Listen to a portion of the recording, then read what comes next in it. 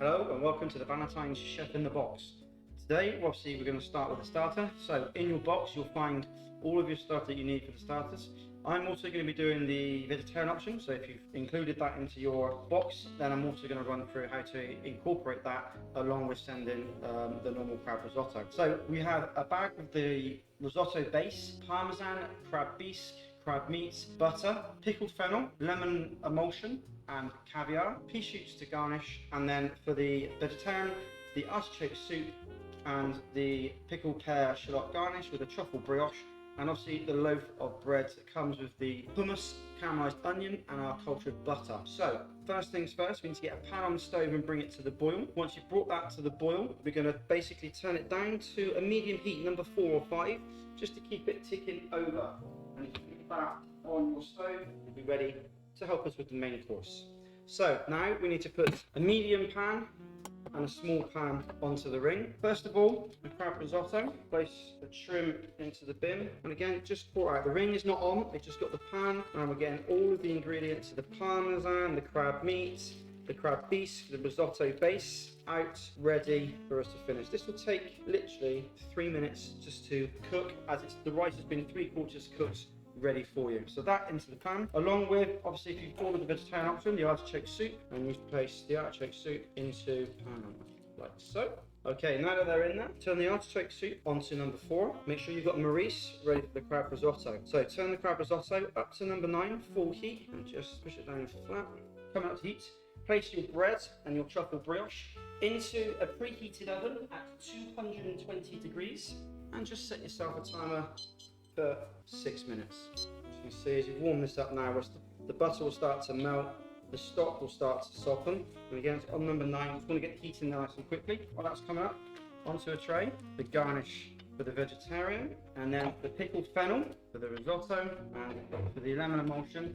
We're not going to take it out of the bag, but just take a little nick off the ends, so it allows you to be able to pour it out later. And the caviar feet, just take the top off again, leaving it in the bag so we can take it out of the bag afterwards. And the pea shoots to garnish. Get 2 bowls ready. Okay, just keep stirring the risotto. Maybe bring it down to a medium heat now. And whilst we're waiting for that, we're going to, for the vegetarian option, place the pickled shallots, pickled pear around the bowl, just so then every mouthful's going to get a little bit of fresh kick from the pear and the shallot. It's doing the risotto, and basically you're looking, so once the butter has melted and all gone, take about 3 minutes. Good, so turn it off, turn your soup so it comes to the boil, so that's ready. So the soup is now on number 9 or full heat, just so we get it nice and hot.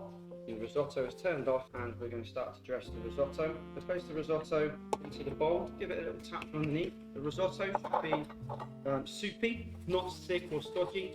It should have a stock around the grains of rice, as you can see there. Then you're going to place in the middle the pickled fennel, just a pile, don't have to spread it out. And then the caviar with a clean spoon, just place a nice spoonful on top.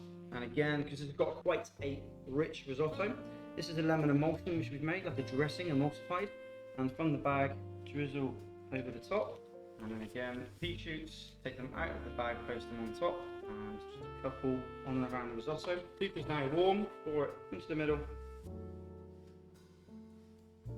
Nice around, and again finish with a ring of the pea shoots. So that's your starters now finished and ready to go to the table. You have your crab risotto with pickled fennel, caviar, finished with a little bit of pea shoots on top, and lemon emulsion. And then you have your artichoke soup, come from the plot of the Woodspeen, with some pickled pear, pickled shallots, and again some pea shoots. And before you go to the dining room table, you need to go to your oven, remove the loaf of bread, maybe place it on a board next to the cultured butter and the hummus, something like that. If you haven't got a small enough knife and you want to carve it in the kitchen, you can do that and place it on a plate, but something like that to take with you. And then to accompany the vegetarian, you have the truffle brioche, and just place that on a little side plate like so. Enjoy. So just before you go to the dining room with your starters, you want to make sure you've got your pan of water on a medium heat. If you can place a oven tray into your oven at 220 degrees, which it should still be on from the reheating of the bread, and that is going to get you ready for the Wellington. And then into your chef's box or the fridge if you've already decanted it. To get ahead for the main course, we can place the red wine jus and the truffle mash, and place the plates on top as a lid, but also it's going to start to warm your plates up. Enjoy your starter.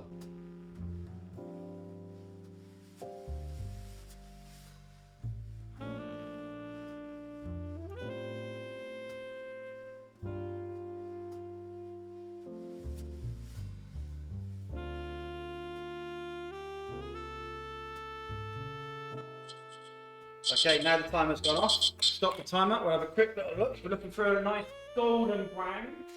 I'm going to put mine on for another 5 minutes. 25 is really the top that you're looking for the cooking time. Otherwise, you will start to overcook the centre, as it is going to rest as well for another 5 to 8 minutes afterwards. Okay, now that the timer's gone off, remove the Wellington. There you go, that's the sort of colour, a nice golden colour all around. And then onto the chopping board, a little pattern knife or fish slice, place on the board, just to let it rest. Again, remove the tray just out the way, it will be hot. And then that's going to rest now for about 8 minutes. And then we're going to put the greens in to warm up along with the rest of the garnish. These plates are now lovely and warm as well, so they're actually ready for when we come to serve the main course. So set the timer for 6 minutes. First of all, you see the veggies, and then we are then ready to start to dress in 6 minutes. Okay, the timer's gone off, that's 5 minutes. So we can now start to dress the plates, allowing it another 2 or 3 minutes just to carry rest on the board. So what we need to do is take the plates off. Careful, these will be warm, especially the bottom one. And then cut the top of the cabbage bag, give it a shake to get all the seasoning around. Place it into your dish. You can leave the bag on top again because that's going to help keep a little bit more heat in. The mash, just cut the top corner off, and again place into it. It's going to be hot. Place that into the dish, and then finally place the gravy into the pan. We're just going to reduce that down on maximum heat, literally for a minute. And remove. Place the Wellington along with a serrated knife, and you can take that into the dining room like that, or if you wish, as I'm going to do in a minute, I will carve and put it onto the plates, and you could do the carving in the kitchen and have it placed finished.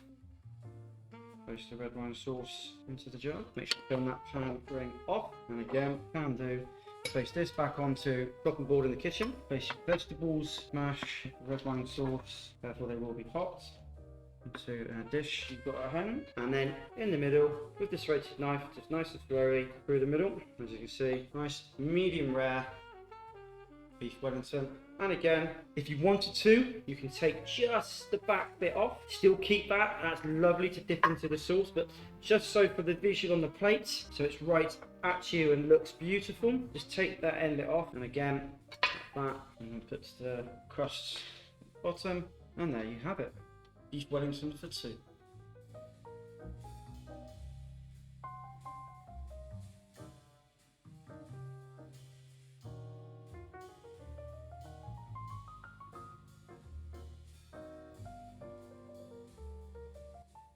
So, hope you enjoyed your beef Wellington main course, or Celeriac Wellington main course.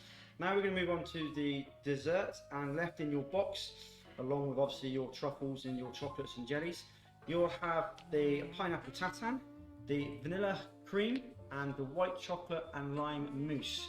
Now, first things first, we need to make sure that the oven is reduced in temperature to 180.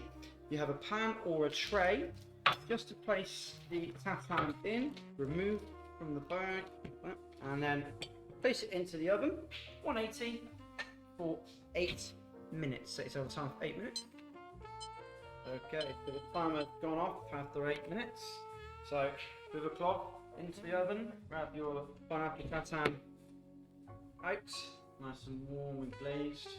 Okay, and then with a dessert spoon, again in a little bit of warm water, it could be in a pan or even a cup from the tap is good enough. With the vanilla cream, you just place it on a plate and push down through, and again, push down through.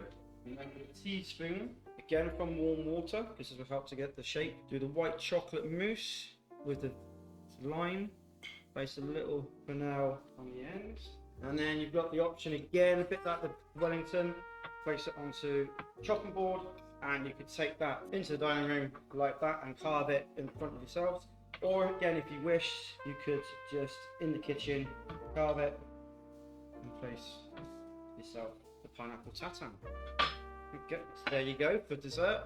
You have your pineapple tatin with a white chocolate and lime mousse and a vanilla cream.